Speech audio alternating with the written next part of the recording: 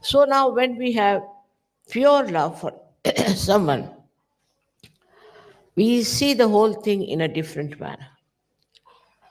We see a person in a different manner. And it becomes very sweet.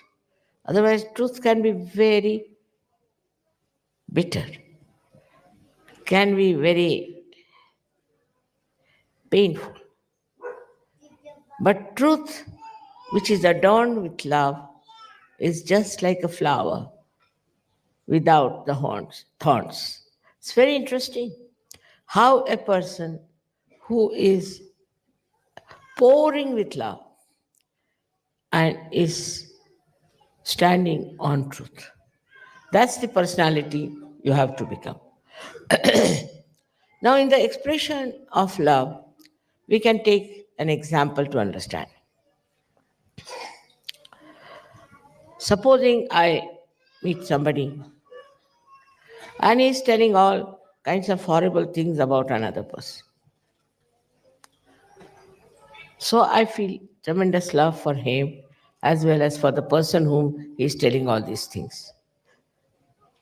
So now, I take to lie, a complete lie, which is the truth also, in a way.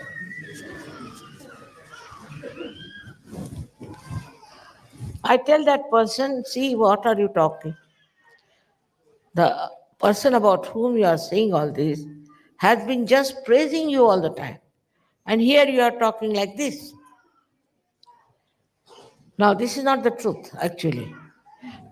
But you take the help of the lie, the other side of the truth, to bring out a friendship between the two persons. So, this is what is the work of love, that it tries to bring people closer to each other,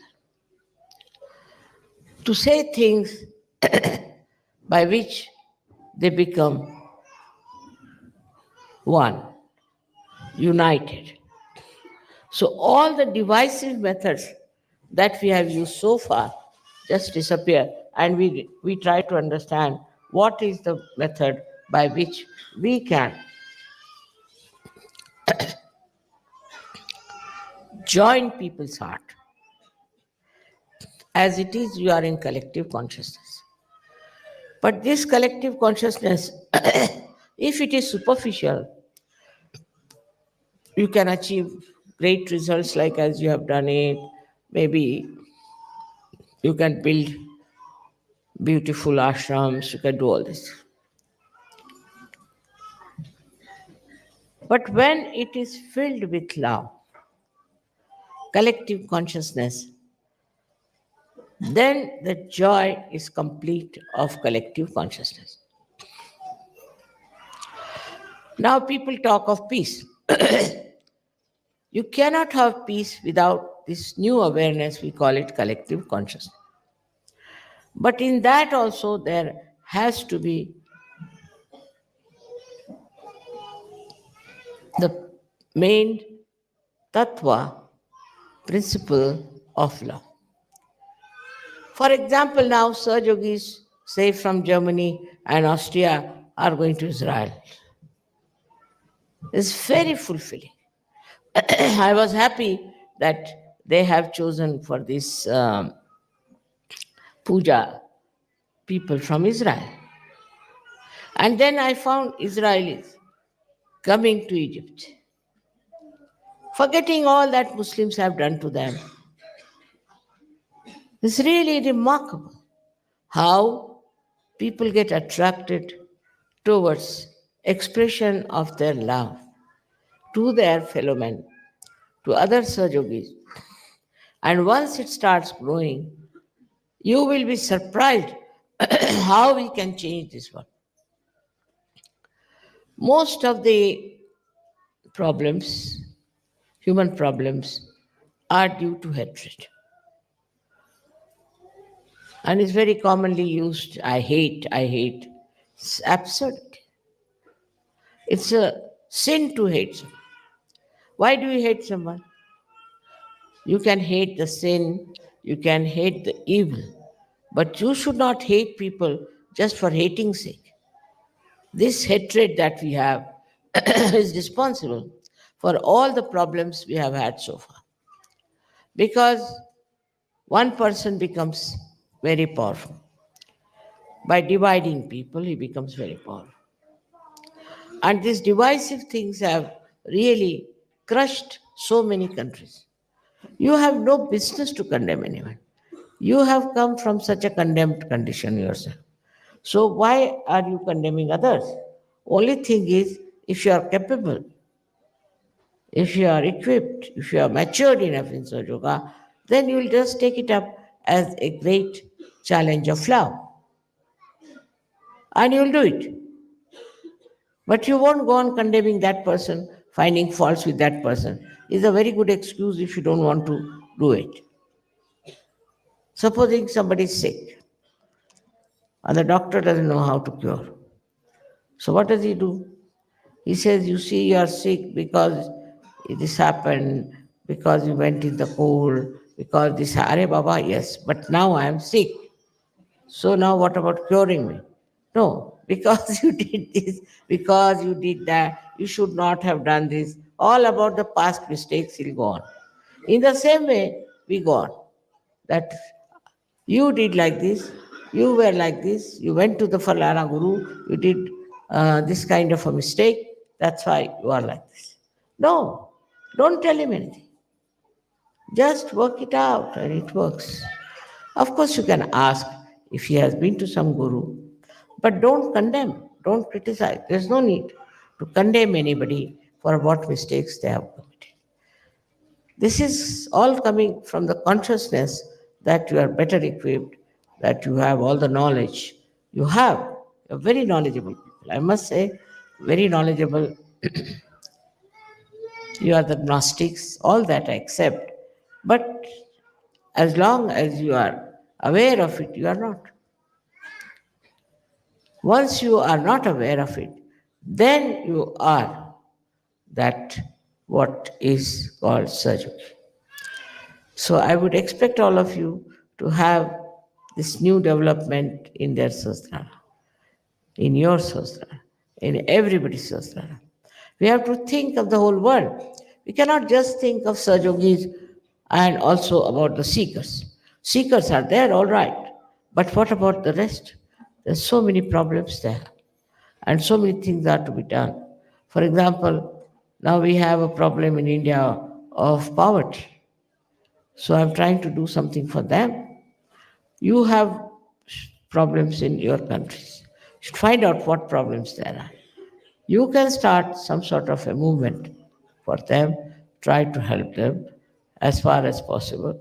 It's not missionary like that you convert somebody for some sort of a reward or for some name you have to do. You just do it for your pleasure because it's your pleasure to do it. That's how you'll go to the society and you won't be afraid that you'll be caught up. I know of one couple when I asked them, why don't you start working it out? So they said, Mother, we are afraid our ego will come back. I mean, they are afraid of themselves only. Their ego will come back. So all these problems should be dropped out and you should reach that state where you don't have all these fears, all these nonsensical ideas about yourself. You are powerful. You have powers. Not only that, but you have been specially bestowed with those powers. But if you don't want to use it, then what are you? If the lamp is not enlightened, what is this lamp for? Just for decoration? So this has to be used. And this has to be used without feeling that awareness within you that you are something great, better than others, something selected, or also they say that we are chosen. All these things have to go away in a big way when you become, as I said, the ocean. Then you are not bothered. What shore you go, where you travel, you are not bothered. You are only with the ocean moving up and down. That is how it's a living ocean of love. And that's what we have to develop it without dominating others, without showing off.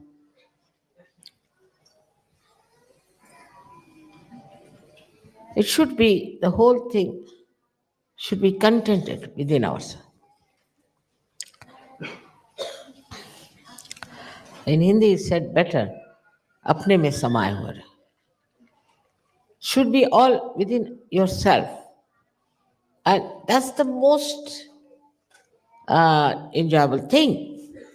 Because, see, what we want, supposing I want something for myself, see. So I'll strive and get it. But this is something if you have within yourself,